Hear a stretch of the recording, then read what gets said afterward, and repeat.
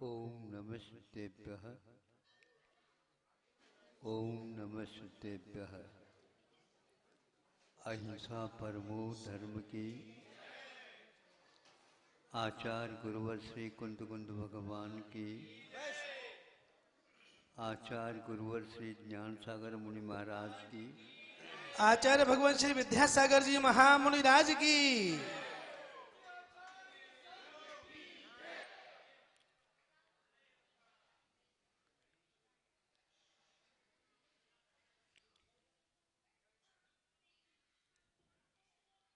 मोक्ष मार्ग में मन वचन काय की शक्ति का उपयोग शक्ति के अनुसार करने को कहा है।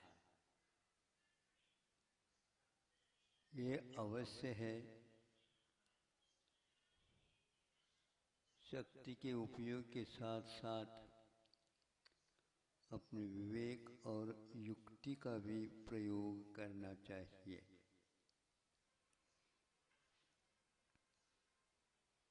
युक्ति का अर्थ तर्क नहीं, किंतु युक्ति का अर्थ मोक्ष मार्ग में जो तत्व अपेक्षित है उनकी प्राप्ति के लिए विशेष पद्धति होती है। वह पद्धति अपने मन वचन काय की चेष्टा के ऊपर तो है, लेकिन फिर भी उसका विशेष सहयोग मिलता है युक्ति का। आगम की शुद्धि के लिए आचार्यों ने या आगम में जो दिया है वह सही है। इसके लिए युक्ति पूर्वक भी पाठकों के सामने उसके रहस्य को रखने के लिए कहा गया है।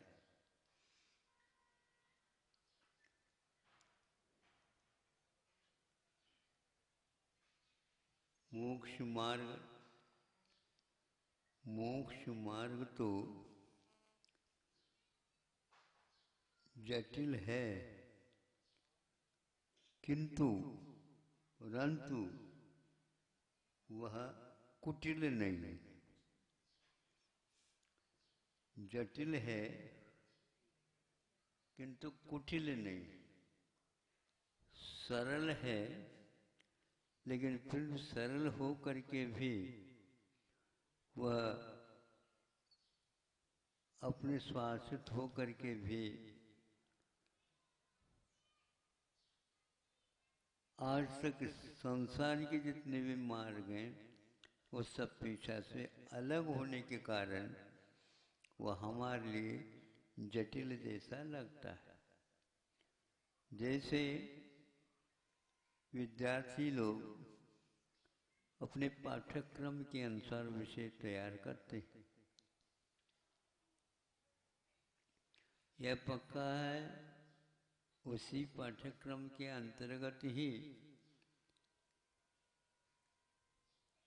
विशेष विद्यार्थी होते हैं, वे प्रश्नावली निकालते हैं।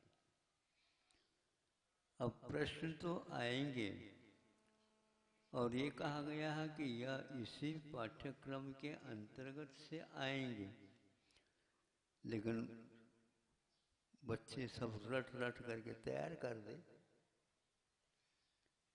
लेकिन उसमें देखते हैं ये कहाँ से प्रश्न आएंगे, समझ में नहीं आता। प्रश्न तो उसी पाठ्यक्रम में से निकला, तो इसको बोलते हैं सरल तो है, लेकिन पूछने की पद्धति में अंतर होने से माथा गरम होने लग जाता है अथवा बुखार आने लग जाता है। बहुत प्रकार की चीजें दिमाग में आने लग जाती है, पाठ्यक्रम के नहीं आ पाती। तो यहाँ पर युक्ति पूर्वक इसको हल करने के लिए कहा। उसको टकराओगे प्रश्न से तो गड़बड़ होगा। बिना टकराहट के मोक्ष मार्ग में भी ऐसा ही कहा गया। एक व्यक्ति के सामने एक जटिलता रखी गई, कैसे करोगे इसको, बताओ हम कर लेंगे। एक नलिका या पाइप कहो, और वो पाइप जो है सीधा नहीं, वह घुमावदार था, लहरदार था।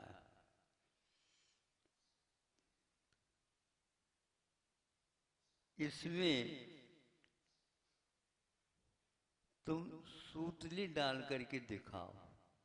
सूतली जानते हो?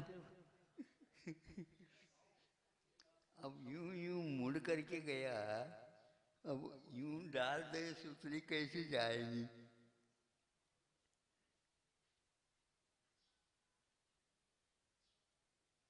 हम वो सोचता हाँ ठीक डाल देंगे हम। कैसे डालोगे? आप देखते रहिए।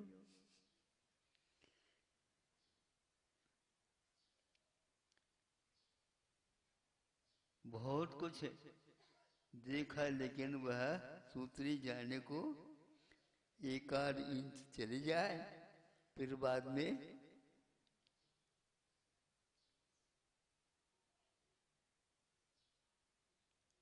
मोक्ष मार्ग तो जटिल तो है, किंतु कुटिल नहीं।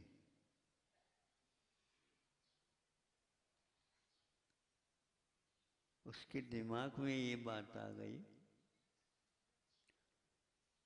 चींटियों के माध्यम से इसका काम निकाल दिया जाए।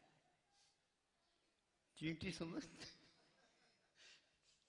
उस सूतली के मुख के ऊपर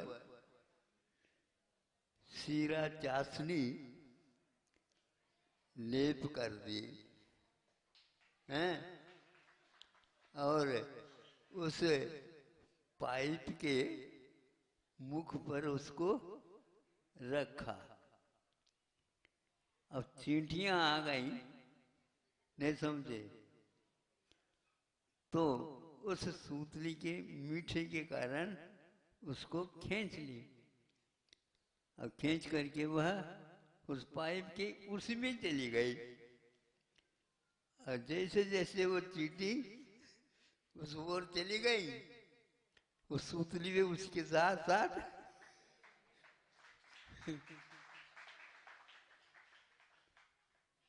तो यह पूरे जब चली गई, ले लो जी, ले लो जी। उन्होंने कहा तुम तो चींटियों की तरफ तुम्हारी दृष्टि गई, क्योंकि रास्ता तो है,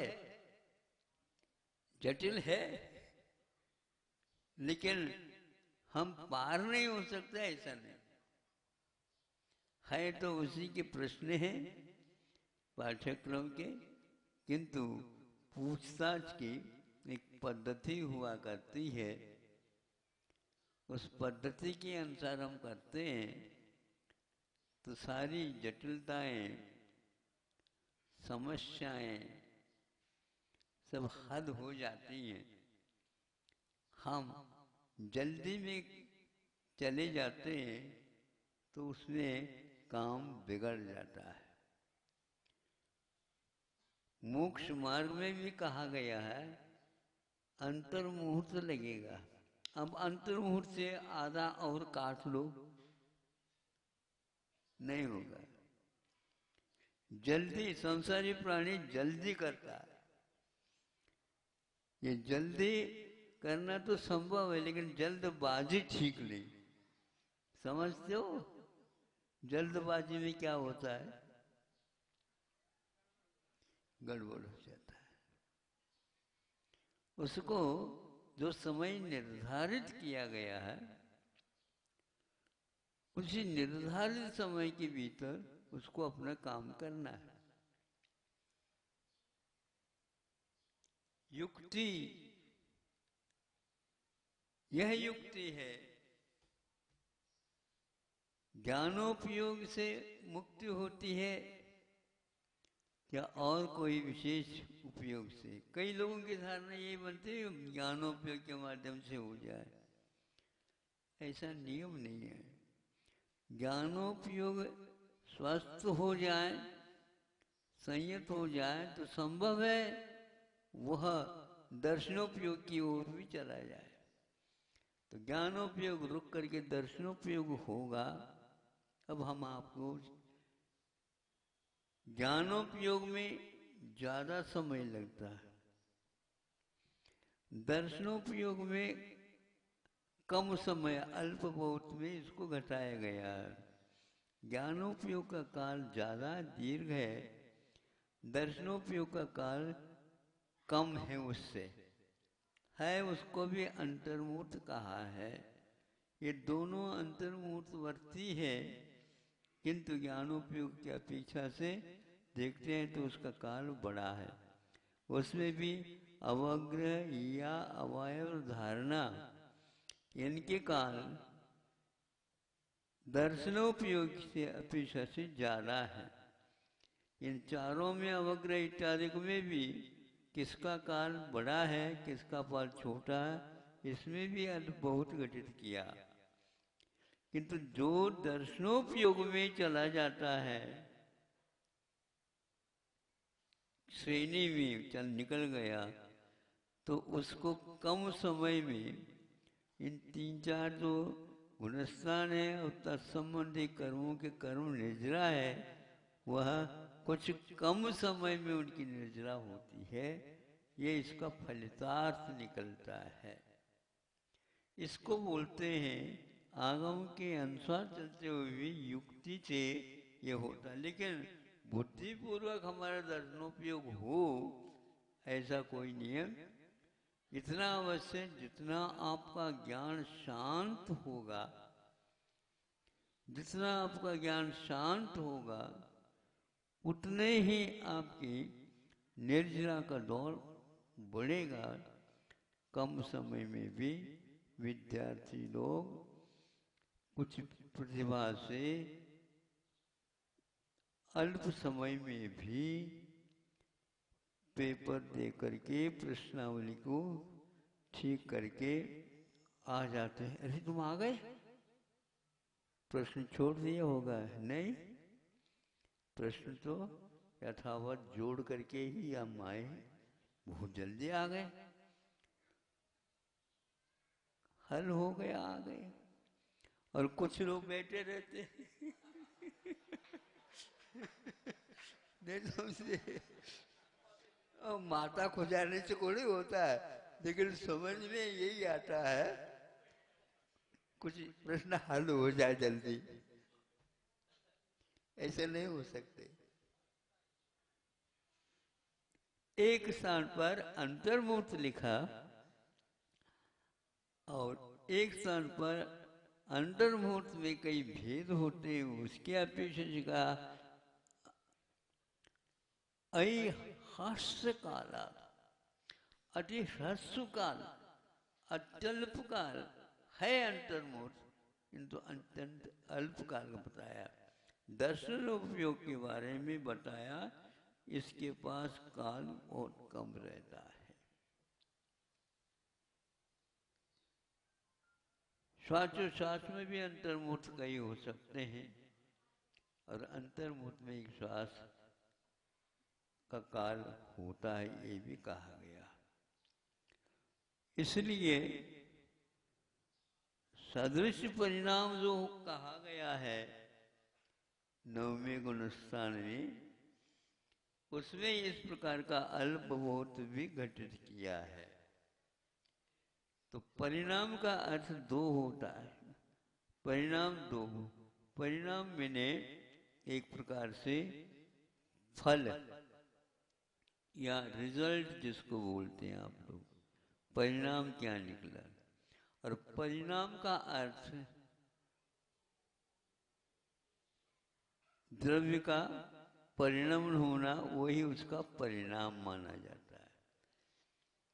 तो परिणाम और सदृश परिणाम, समान परिणाम का अर्थ समान नंबर, समान अंक, समान कर्मों की निर्जरा। और सदृश परिणाम का अर्थ कहीं इस प्रकार ले ले, उतनी ही कर्म की निर्जरा कुछ कम समय में भी हो सकती है। ये यदि आगम का हम मार्ग अपनाते हैं तो इसमें सदृश परिणाम का अर्थ अलग निकल जाता है। तो इस विद्यार्थी यदि तीक्ष्ण बुद्धि वाला है, कुशाग्र बुद्धि वाला है, तो वह निश्चित रूप से युक्ति के द्वारा और काल भी कम लगते हुए उसी पेपर को जल्दी भी कर सकता है। आप लोग जल्दी के पक्ष में है ही ना? हाँ महाराज, जल्दी होना चाहिए काम, भले ही सो जाए शेष काल में। आपको शेष काल में सोना नहीं है, आगे और जानना है। सोना एक प्रकार से प्रमाद का प्रतीक हो जाता है और उसके द्वारा बंद व्यवस्था चालू हो जाती है। आलस नहीं करना, आलसी नहीं बनना, किंतु भागा दौड़ भी नहीं करना। मोक्ष मार्ग में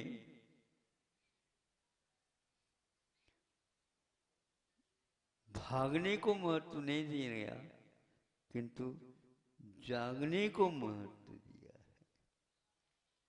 सुन रहे हो? आओ, अब भागने के पक्ष छोड़ करके हमें जल्दी जाना, हमें जल्दी जाना, हमें फुर्सत ही नहीं है। आओ, तुम तो मरण को भी फुर्सत नहीं मिलता हो।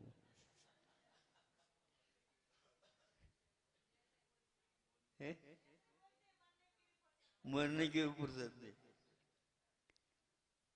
काहे क्यों ऐसा हो रहा? जल्दी के मारे, जल्दी के मारे, मतलब खुशी के मारे भी मर जाते हैं कई लोग। ये मारे शब्द लगा रहा बुंदेलखंड का, बोले भैया ये जीने के मारे, उसके साथ भी मारे लगाओ। हाँ, खाली बैठे बैठे मारे जा रहे हैं। नहीं समझे? ज्यादा खाने के मारे मर का जाते हैं। उसके कारण यहाँ पर मानने का अर्थ क्या है? कारण हो गया। उसी प्रकार आचार्य कहते हैं अति ह्रस्व काल में भी हम यदि मोक्ष मार्ग में चढ़ जाते हैं, तो दर्शनोपयोग आ गया मान लो, तो अवश्य उसमें कम समय लगेगा, ऐसा आचार्यों का कहना है। प्रत्येक गुणस्थान का अंतर अंतर मुहूर्त काल ही ऊपर ऊपर माना है, लेकिन उसमें भी जहाँ कहीं भी थोड़े बहुत अंतर आ जाता है, उसका भी विवेचन आगे में मिलता है। युक्ति और सिद्धांत इन दोनों के साथ हम मोक्ष मार्ग में चले तो बहुत अच्छा रहेगा। उसी से आगे जा कर के तो संयम भाव एक प्रकार से साधन भी है, और साधन के साथ साथ वो युक्ति से भी काम करता है। एक स्थान पर कि जब आपके कर्म के वेग आते हैं, अपने अपने वेग के साथ चलते हैं, ज़्यादा वेग रहता है तो उस समय आपको बहुत होशियारी से उसका संवेदन करना है, और थोड़े से हल्का फुल्का आ जाता है तो सहन करने योग्य है। उसमें आप विशेष रूप से युक्ति पूर्वक कर्कश और मृदु दो प्रकार के शब्दों का प्रयोग किया है। कर्कश मैंने कठिनाई के साथ होने योग्य, उसमें कर्म निद्रा ज़्यादा होती है और सहन शक्ति बढ़ानी पड़ती है, और ज़्यादा हो गया तो उसको कम भी किया जाता है। गाड़ी चलाते हो आप लोग? हैं? चलाते जाते हैं? नहीं महाराज, बीच बीच में गियर भी बदल देते, नहीं समझे? कहीं कहीं पर जो है ना, गियर बदलने में थोड़े से विलम्ब हो रहा हो तो धीरे धीरे ब्रेक भी लगाते हैं, नियंत्रण में लाने के लिए ऐसा करते हैं। किंतु ये ध्यान रहे, वह जल्दबाजी करने से काम नहीं होता, वह युक्तिपूर्वक और एक प्रकार से संयत होने की कारण। ज्ञान के द्वारा निद्रा होती भी है और ज्ञान की चंचलता का कारण निद्रा में कमी भी आती है। इसलिए ज्ञान के विषय में हमेशा हमेशा उसको संयत बनाने की आवश्यकता है। यही एकमात्र इसका तात्पर्य है। आप लोग अपने जीवन के प्रत्येक क्षण को संयत यानी ज्ञान को नियंत्रित रखने में, मोक्ष मार्ग में ज्ञान का नियंत्रण ही मुख्य होता है, इसका तात्पर्य निकलता। उसमें जल्दबाजी नहीं, बल्कि यूँ कहना चाहिए, आगे ज़्यादा न बढ़ के भीतर ज़्यादा जाना बहुत खोज का वह प्रतीक होता है। आगे बढ़ने में तो जा रहा है, लेकिन उस अपेक्षा से जितने गहराई में आप पहुंचोगे उतने ही आपके लिए सभी तौर से शांति मिलेगी। अहिंसा परमो धर्म। आचार्य भगवान श्री विद्यासागर जी महामुनिराज